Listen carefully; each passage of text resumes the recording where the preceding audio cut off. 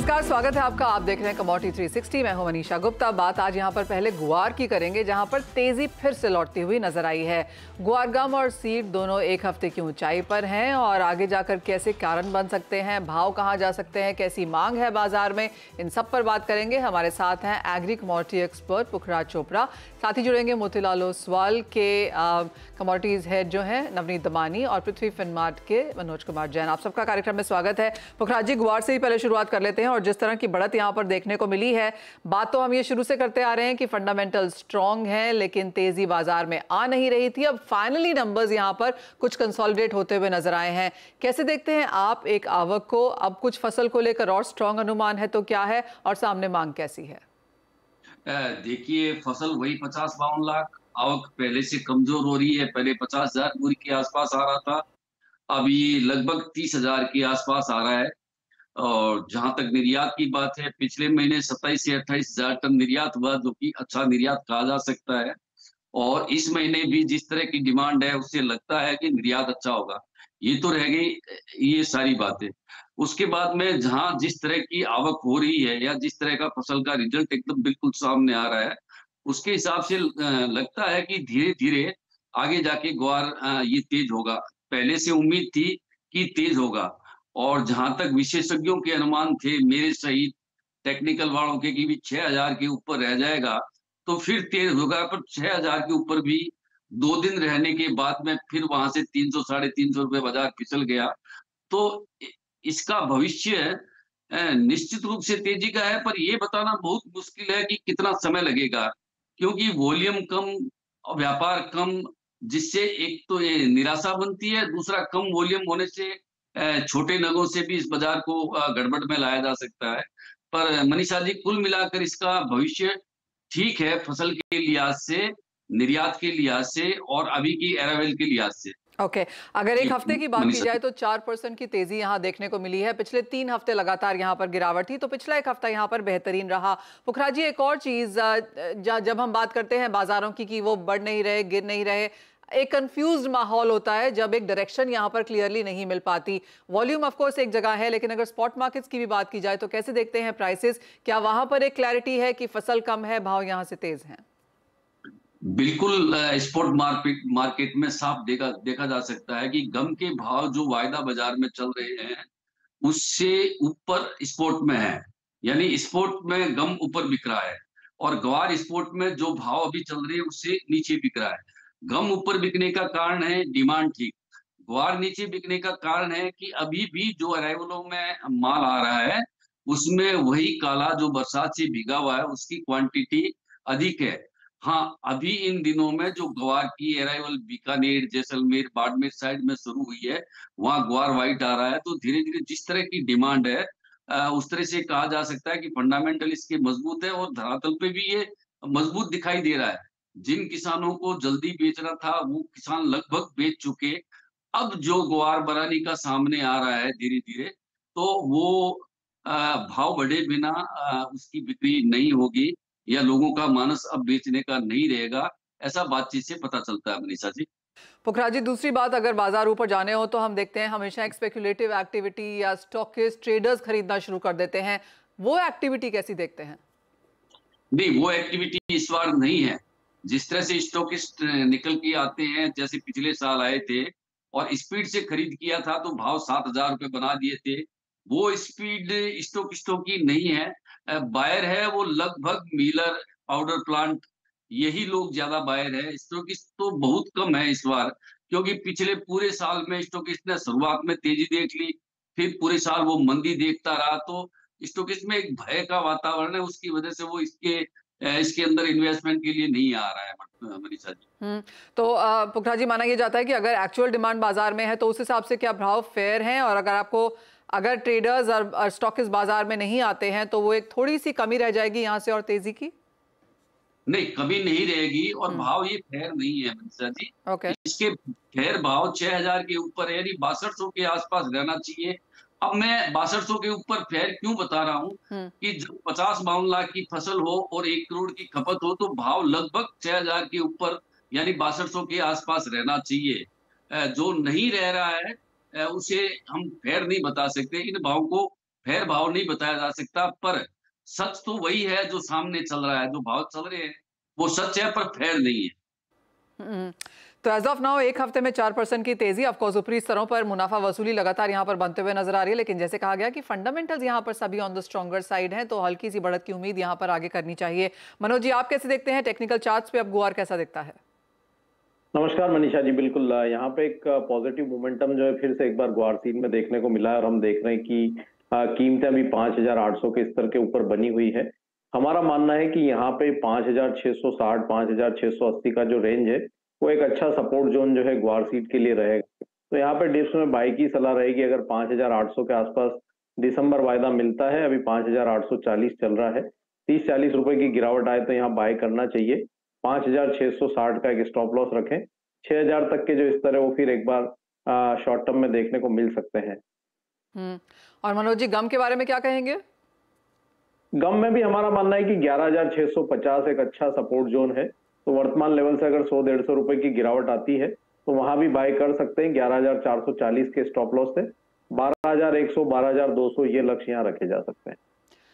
Alright, तो ये हुई बात यहाँ पर गुआर की, जहाँ पर फंडामेंटल स्ट्रांग है, टेक्निकल पे भी खरीदारी मानी जा रही है, आवक बाजार में कम है, एक्सपोर्ट्स ठीक ठाक हैं। ऑफ कोर्स जो ट्रेडर और स्टॉकिस्ट की खरीदारी है वो फिलहाल हमने यहाँ पर आते हुए नहीं देखी, पर वो यूजली तब होता है जब भाव बढ़ते हैं और बढ़ के रुकते हैं, तब यहाँ पर हम वो तब का बाजार में यहाँ पर आता हुआ देखते हैं। तो ऑफकोर्स उसका एज ऑफ नाउ यहाँ पर इंतजार है।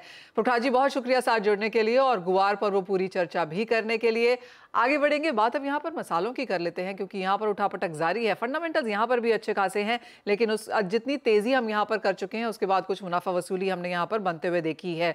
जीरे की अगर बात करें तो नवंबर के भाव 42,000 के नीचे अब यहाँ पर आते हुए नजर आए हैं। आपको याद दिला दें कि 46,000 के लेवल्स भी हमने यहाँ पर पिछले हफ्ते 10 दिन में बनते हुए देखे हैं।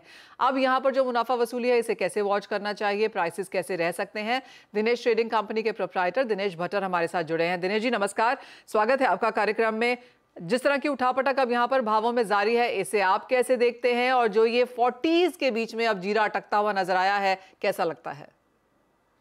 फिलहाल जीरे में अब रेंज बाउंड चल रहा है काफी दिनों से। जीरा जो अभी बीच में 10 एक दिन पहले 40,000 वाला 46,000 हुआ, 46,000 वाला वापस 42,000 हुआ, वापस 46,000 हुआ है। तो ये रेंज बाउंड चल रहा है।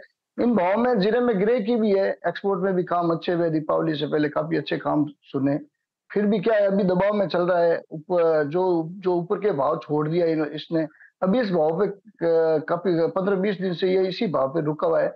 फिलहाल जीरे में अभी मंडियां बंद है। बंद बाजार में जो तेजीबंदी आ रही है वो बायर सेलर बायर इसमें अभी थोड़ा कमजोर है, इसलिए थोड़ा बाजार दबाव में है। फिर भी जीरा इस भाव में लेने जैसा मेरे हिसाब से 40,000 का जीरा कोई गलत नहीं रहेगा। तो अभी नई क्रॉप की बात से बाजार काफी लोगों के मनोवृत्ति बदली है। भाई जीरा में अभी बड़ी तेजी वाला जैसा कुछ माहौल नहीं है और तेजी करने भी कोई आएगा नहीं। तो इसलिए अभी बाजार जो चलेगा वो सिर्फ ओनली डिमांड और सप्लाई पे चलेगा। फिलहाल हमारी मंडी आज जोधपुर की मंडी आज खुली है, तो कोई 30-40 बोरी जीरा नया आया है। तो नया नहीं जीरा आ रहा है। ऊंझा मंडी भी शनिवार को खुलेगी, तो कोई मेजर इसमें आमदनी बढ़ने के मुझे लगता है आमदनी ज्यादा बढ़ेगी नहीं। फिलहाल नीचे भाव में और इन भाव में सप्लाई किसानों की मान लो कि सप्लाई बहुत कम है और ज्यादा माल जो भी स्टॉक पे पड़ा है वो ज्यादा से ज्यादा माल मशीन क्लीन माल ही वेयरहाउसों में पड़ा है। तो फिलहाल किसानी माल भी अभी है, एक्सचेंज के जो भाव चल रहे हैं उस भाव से ऊपर बिक रहे हैं। उसका बिकने का कारण है किसान माल नहीं ला रहा है, किसानों के पास माल नहीं है, व्यापारी भी लगभग खाली हो चुका है। 15-20% लोगों के हाथ में माल है। तो फिलहाल अभी बाजार के अंदर 42,000 जो चल रहा है रेंज बाउंड, इस भाव में अगर कोई खरीदारी करता भी है तो उसमें कोई ज्यादा उसको दिक्कत नहीं आएगी, उसमें मंदी की चपेट में नहीं आएगा। फिलहाल मुझे 40,000 का जीरा अच्छा लगता है। तो जो पहले थोड़ा सा कंसर्न था बाजार को कि 40 के भाव टूट सकते हैं, जो नया वायदा खुलेगा वो शायद 37-38 तक भी आ सकता है, वो अब लेवल्स जो हैं बाजार से बाहर निकले हैं।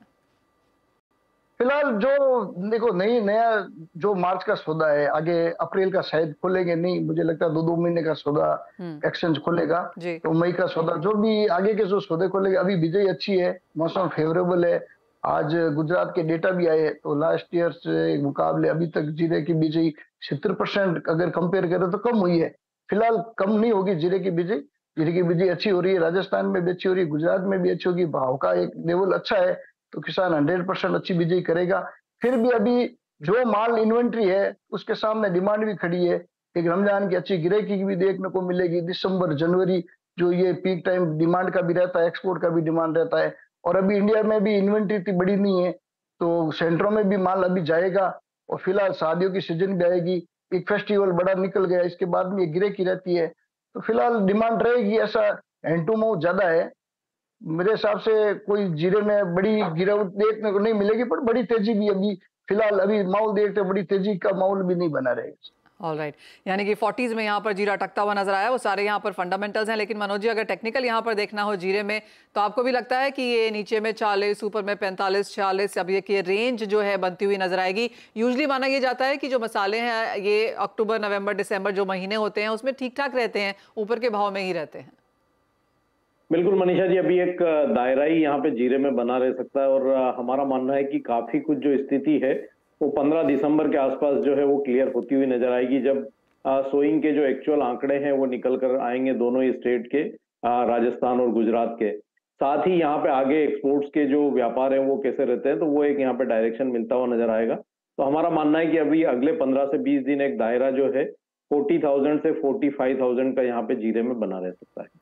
ऑलराइट, तो पिछले 3 महीने में 27% की गिरावट दर्ज करने के बाद अब जीरे में यहाँ पर एक स्थिरता आती हुई नजर आई है और एक रेंज फाइनली बनती हुई नजर आई है, जो बाजार के लिए भी अच्छी है। और जैसे कहा गया कि 40 के नीचे बाजार नहीं जाएगा और इन स्तरों में खरीदना यहाँ पर एक फेवरेबल मूव भी रह सकती है। दिनेश जी, बहुत शुक्रिया साथ जुड़ने के लिए, जीरे पर पूरा 360 डिग्रीज व्यू भी शेयर करने के लिए। एक ब्रेक के लिए रुकेंगे, जब लौटेंगे तो बात करेंगे यहाँ पर स्ट्रैटेजीज की। स्ट्रैटेजीज पे डालेंगे जहां पर गिरावट नॉन एग्री स्पेस में आते हुए देखी है नवनीत। फिर चाहे वो कच्चा तेल था, मेटल्स था, प्रेशस मेटल्स में कुछ हल्की सी खरीदारी यहां पर जरूर देखने को मिली, लेकिन बाकी पैक में यहां पर हल्की सी गिरावट। लेकिन आपकी टॉप ट्रेडिंग स्ट्रैटेजीज कहां हैं? हमेशा 3-4 दिनों से कच्चे तेल में थोड़ी सी गिरावट का रुख है और वहीं पे प्रेशियस मेटल में अच्छी पॉजिटिविटी देखने मिल रही है, जहां पे गोल्ड ने करीब 1000 रुपए से ऊपर की गेंस लास्ट 2-3 सेशन में दिखाई और चांदी ने करीब 3000 रुपए की गेंस दिखाई है। तो मैं चांदी के साथ ही स्टिक करना चाहूंगा और मुझे लगता है यहाँ से इंक्रीमेंटल गेंस और बढ़ सकते हैं। यहाँ से अगर 500 रुपए का करेक्शन मिले या 72-500 के आसपास चांदी मिले तो बाई किया जा सकता है। 71,700 का आप स्टॉप लगे एंड 73,500 तक के टारगेट देखने मिल सकते हैं। बायस लार्जली टेक्निकल पैरामीटर्स में पॉजिटिव है और जिस तरह से बेस मेटल कॉम्प्लेक्स में भी पॉजिटिविटी देखने मिल रही है उसका भी सपोर्ट मिल सकता है, चांदी को मिलेगा, जो कि डबल इंपैक्ट दे सकता है। साथ ही साथ कच्चे तेल में जो नेगेटिव रुख है वो कंटिन्यू रह सकता है और यहाँ से $74 तक WTI पे जाने की पॉसिबिलिटी हो सकती है। तो सेल ऑन रैली की स्ट्रेटेजीज कच्चे तेल में भी रहेगी। यहाँ से रिस्क प्रीमियम जो है पूरे हद तक इरोड होता हुआ नजर आ रहा है कच्चे तेल में और यहाँ पे सेलिंग थोड़ी सी गहरा सकती है। तो 6400 के आसपास सेल किया जाए, 6470 का आप स्टॉप लगाइए एंड 6250 तक के टारगेट देखने मिल सकते हैं। ऑलराइट, चांदी खरीदनी है और कच्चे तेल में और गिरावट यहाँ पर रह सकती है। लेकिन अपनी साथ ही साथ अगर सोने की बात करें तो यहाँ पर आपको क्या लगता है, क्योंकि हल्का सा रिबाउंड यहाँ पर भी देखने को मिला, 60,000 के ऊपर के स्तर यहाँ पर फिर से लौटे हैं। डेफिनेटली एक अच्छा रिबाउंड चांदी गोल्ड प्राइसेस में हमने देखना है और मुझे लगता है कि यहाँ से जो गेन्स है वो थोड़े से बढ़ सकते हैं, बट पेस जो है वो कहीं ना कहीं थोड़ी सी थमती हुई नजर आ रही है, बिकॉज यहाँ से जो इंक्रीमेंटल बढ़ाने वाले कैटलिस्ट है वो इतने स्ट्रॉन्ग नहीं है और उसके साथ साथ में जो 2-3 डेटा पॉइंट आने थे वो आ चुके हैं, जो कमेंट्री आनी थी फेड की तरफ से वो भी आ चुकी है। तो यहाँ पर एक तरफ है कि जो वॉर का रिस्क प्रीमियम इरोड हो रहा है वो एक फैक्टर है और जहां तक दूसरा फैक्टर है वो थोड़ी सी पॉजिटिविटी दे रहे हैं। तो एक टसल चालू है गोल्ड प्राइसेस के बीच में। अगर यहाँ से 200-250 रुपए करेक्ट हो तो ज्यादा बेहतर एंट्री लेवल है, यानी 60,000 के आसपास मिले तो बाई किया जाए 59,800 के स्टॉप लॉस से 60,500 60,700 के लिए। बट फिलहाल यहाँ से 200-250 रुपए करेक्शन पे ज्यादा बेटर एंट्री लेवल रहेगी। ऑलराइट, तो 60,000 के आसपास खरीदना है और अच्छी खासी तेजी की उम्मीद यहाँ से देखने को मिल रही है। मेटल्स की अगर बात करें यहाँ पर नवनीत, तो यहाँ पर क्या व्यू है, क्योंकि पिछला हफ्ता यहाँ पर अच्छा था, आपने लोज से तो अच्छी खासे गेंस हमने ऑलरेडी यहाँ पर मेटल्स में आते हुए देखे हैं, फिर चाहे वो कॉपर है, जिंक है, एल्यूमिनियम है, लेकिन अब इन करंट लेवल्स पे जिस तरह की कंसोलिडेशन है यहाँ पर क्या करने की राय है? कॉपर में एक अच्छी बढ़त देखने मिली लास्ट 2 सेशन में, करीब 2% के आसपास की बढ़त हमने कॉपर प्राइसिंग में देखी है, लार्जली बिकॉज चाइना की तरफ से जो छोटे मोटे स्टिमुलस अनाउंस हुए, जो डेटा पॉइंट आए वो दोनों चीज पॉजिटिव है। और उसके साथ में करीब 150 बेसिस पॉइंट का करेक्शन हमने डॉलर इंडेक्स में देखा है, जो कि एक बहुत बड़ा फैक्टर या बहुत बड़ा ओवरहैंग था बेस मेटल कॉम्प्लेक्स में काफी दिनों से, तो थोड़ा सा फेड ऑफ होता हुआ नजर आया। तो मुझे लगता है कॉपर के गेंस यहाँ से भी बढ़ सकते हैं और any correction toward 8710 will be buying opportunity. यहाँ से 720 722 तक के स्तर आपको देखने मिल सकते हैं। इनफैक्ट 735 40 भी एक पॉसिबिलिटी हो सकती है अगर ये मोमेंटम सही तरह से सेट हुआ तो वो तरह का या 4 से 5% का मूव भी आपको कॉपर में देखने मिल सकता है। जिंक प्राइसेस में करीब करीब 4% की बढ़त हमने लास्ट कुछ दिनों में देखी थी, बट आज थोड़ा सा नेगेटिव रुक है बिकॉज एलएमई पे इन्वेंट्री पे बहुत शार्प जंप देखने मिला है। तो जिंक आज करीब 2% की नरमी के साथ ट्रेड कर रहा है, बट मेरा बायस बहुत स्ट्रांगली पॉजिटिव है जिंक में। मुझे लगता है ये जो डिप आया या करेक्शन आया बाइंग अपॉर्चुनिटी से ट्रीट करना चाहिए। यहाँ से 227 के आसपास मिले तो आप डेफिनेटली जिंक बाय कर सकते हैं।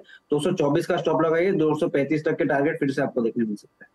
ऑलराइट, तो खरीदारी यहाँ पर मेटल्स में लौटती हुई नजर आ रही है। और जी हाँ, पिछला एक हफ्ता 10 दिन एक महीने का भी अगर चार्ट निकाल के देखें तो अच्छे खासे गेंस के साथ यहाँ पर कारोबार है। कॉपर की ही अगर बात करें, एलएमई पर अगर इसको देखें तो 7800 का लो बनाने के बाद ऑलमोस्ट 8200 के ऊपर यहाँ पर कारोबार है, तो अच्छी खासी तेजी यहाँ पर भी।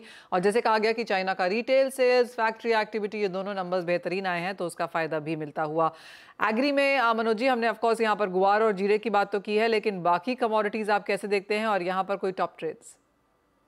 यहाँ पे कॉटन सीड ऑयल केक में मनीषा जी लगातार पॉजिटिव मोमेंटम देखने को मिल रहा है और कीमतें अब 2900 के स्तर के ऊपर जो है वो टिकती हुई दिख रही है। तो यहाँ 2930 के स्तर पर कॉटन सीड ऑयल केक दिसंबर वायदा में बाई की सलाह रहेगी। 2888 2888 का एक स्टॉप लॉस लगाएं। लक्ष्य यहाँ पे 3000 से 3020 का रहेगा। साथ ही यहाँ पे मसाला पैक में धनिया में अच्छा एक मोमेंटम देखने को मिला है। और जब हम दिवाली पीक पर भी बात कर रहे थे तो धनिया में हमने रिकमेंडेशन भी किया था, वहां से लगभग 7-8% की तेजी हम देख चुके हैं पिछले एक सप्ताह में। अभी भी यहाँ पे मोमेंटम पॉजिटिव है।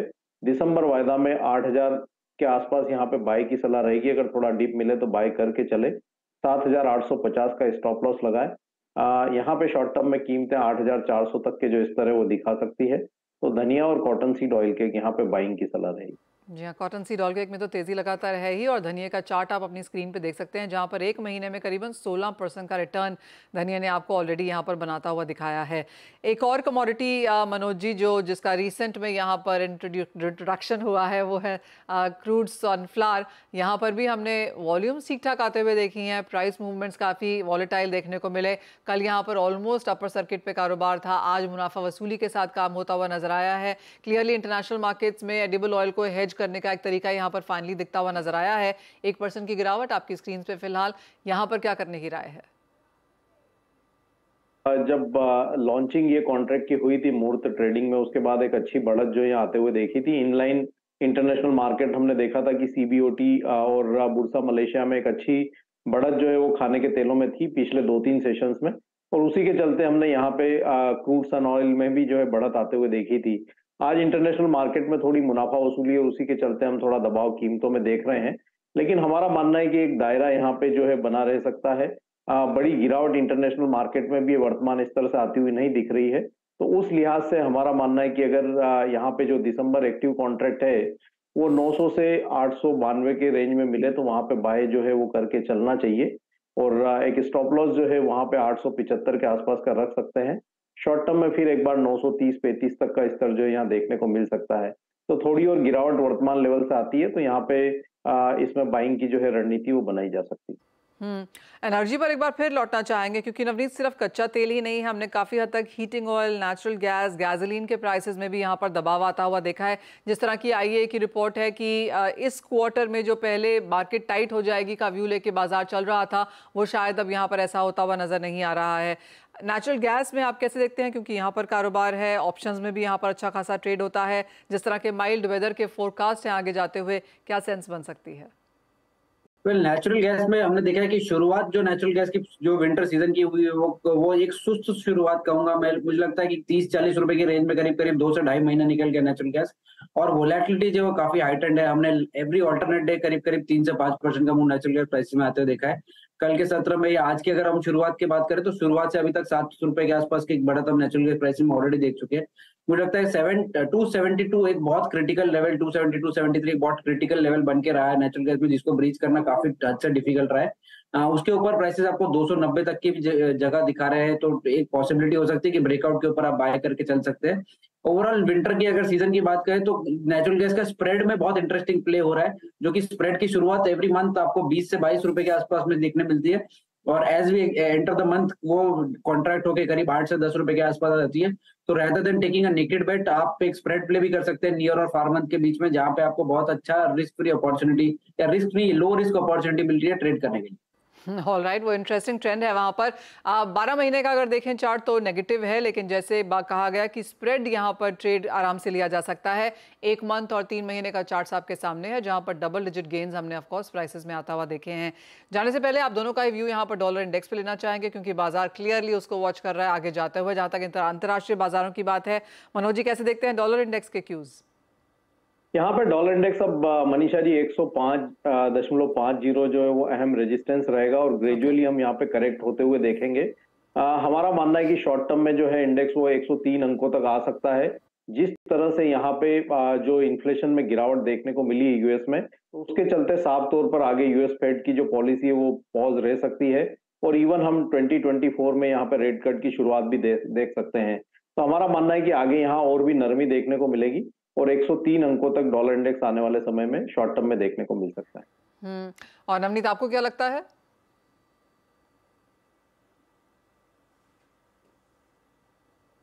नवनीत आपको क्या लगता है डॉलर इंडेक्स में? वेल मुझे लगता है कि एक बहुत अच्छा कंसोलिडेशन हम डॉलर इंडेक्स में देखेंगे और 106 का जो स्तर है वो बहुत बड़े बैरियर जैसे ऐड किया और यहाँ से एक रिट्रेसमेंट शुरू हुआ है। बहुत ज्यादा करेक्शन तो मुझे नहीं लगता है डॉलर इंडेक्स में आएगा। 103-103.50 के आसपास, यानी यहाँ से 100 बेसिस पॉइंट का और फॉल देखने मिल सकता है। As we approach the next fed meet, तो मुझे लगता है थोड़ी स्टेबिलिटी या थोड़े बहुत कमेंट्स जो फेड की तरफ से आ सकते हैं आने वाले दिनों में। इनका जो कॉन्ट्रैक्ट है वो रोल ओवर हो गया है in terms of date ceiling, वो भी एक पॉजिटिव फैक्टर है। तो कहीं ना कहीं बहुत ज्यादा नरमी का रुख तो नहीं है यहाँ पे। 100 बेसिस पॉइंट का अगर करेक्शन आया तो बाइंग करके ही चलना चाहिए। वापस 105-106 तक जा सकता है डॉलर इंडेक्स। ऑलराइट, तो डॉलर इंडेक्स में तेजी है जिसका इंपैक्ट ऑफ कोर्स हम यहाँ पर कमोडिटीज में आता हुआ देखेंगे, तो उस पर नजर रखने की भी जरूरत है। बहुत शुक्रिया नवनीत, मनोज जी साथ देने के लिए, तमाम कमोडिटीज पर स्ट्रैटेजीज भी शेयर करने के लिए। ब्रेक के लिए रुकेंगे, जब लौटेंगे तो लेकर आएंगे आवाज समाचार।